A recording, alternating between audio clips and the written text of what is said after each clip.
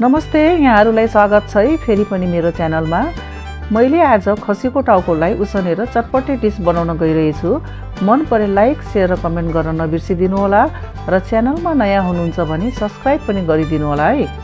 र यसको लागि मैले एउटा खसीको टाउको लिएकी छु। यसको सबै रौँलाई आगोमा पोलेर पहिले डढाएर राखेकी छु। बाँकी रहेको रौँलाई पनि मैले खुर्केर सफा गरे र सफा भइसकेपछि राम्रोसित पखाले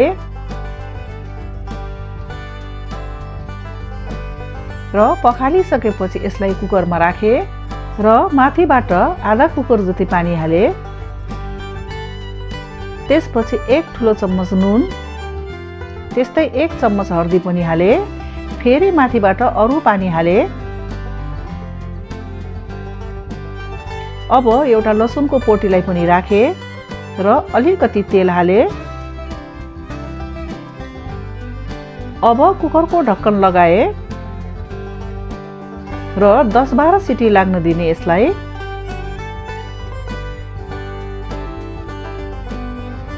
दस 12 सिटी लागिसकेपछि हेरौँ कतिको पाकेको छ।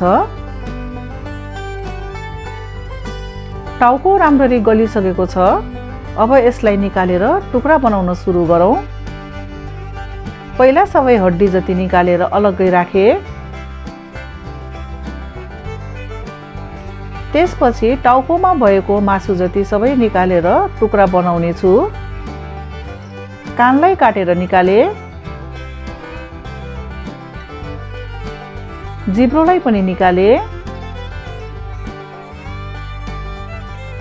सबै मासु निकालेर टाउकोलाई चाहिँ हामी पछि सुप बनाउँदा पनि हुन्छ।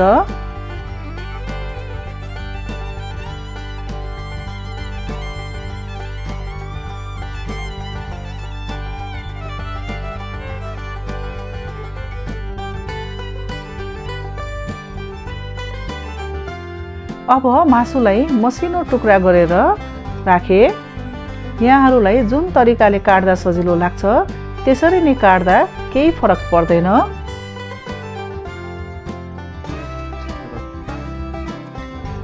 अब मासुलाई पकाउनतिर लागौँ। प्यान तताएर अलिकति तेल हाल्ने।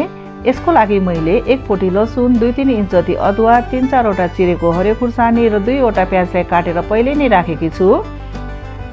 अब तेल तातिसकेपछि लसुन र अदुवालाई हालेर हल्का भुट्ने।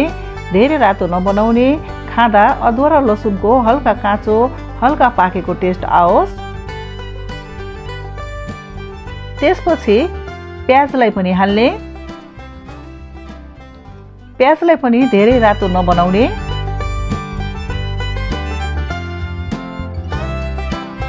प्याज यतिको भुटिसकेपछि मासुलाई हाल्ने। फेरि मासुसँग सबैलाई मिक्स गर्ने।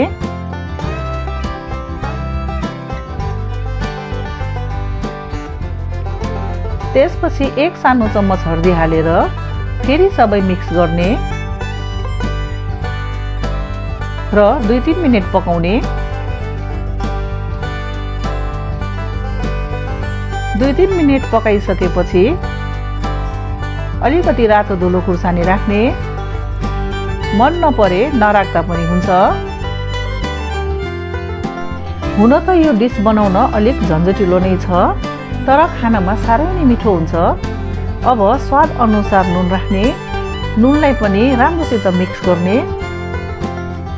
मिक्स गर्दै 1-2 मिनेट पकाएपछि चिरेको हरियो खुर्सानी हाल्ने।